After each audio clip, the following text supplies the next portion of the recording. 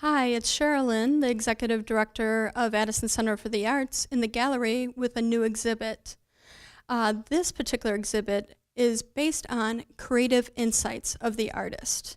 And we have three artists with us here today, and I'd like to know a little bit more about how they were inspired. Julie, I understand that you have quite the inspiration for your work. Well, yes. I work in on glass, usually with glass beads that I weave, or I use a glass beads mosaic technique. And with that, I'm able to get more lusters and qualities of the light than I can maybe with painting or something, or other types of applied color onto the glass. And through that, I'm able to, I'm in this show, I have the phoenix, which is coming from mythology, so I'm using that for a subject, or a theme from art history.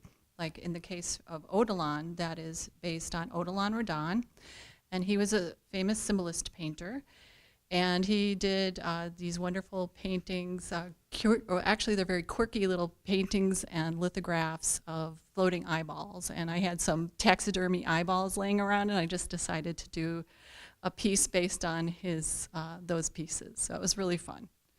It's always really interesting to hear about where the inspiration comes from, and they are beautiful with how much they show the light. Beautiful. Thank you.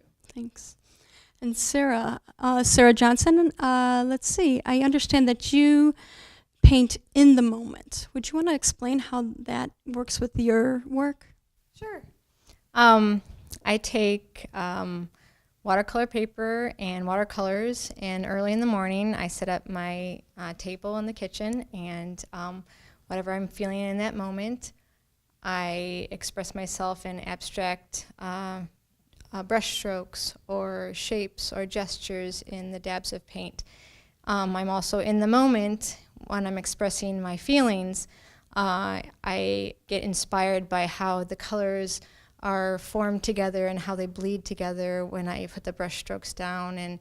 And since it's really wet at that time, sometimes the colors mix together and make beautiful compositions together. And I'm also inspired by expressing the feeling with also art, with ink as well, and how that ink meshes with the watercolors. It's very fluid and very beautiful. Thank you very much for being in the gallery.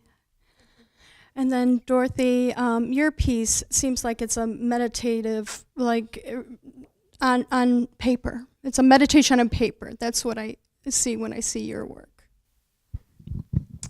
Thanks. Well, meditation is part of my process, and so is writing. I do poetry as well, and it's part of the whole expression of what's going on inside me. The poetry, when I begin, might just be a word or two, but from that, a story unfolds, and it has to do with my own experience, and often maybe an unhealed wound or something from the past that I need to process.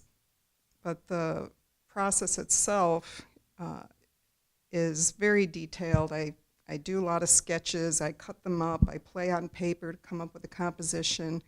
In this one I used collage methods, which included maps, music, and some text. Colored pencil, watercolor, ink, lots of ink, and layers and layers and layers and layers.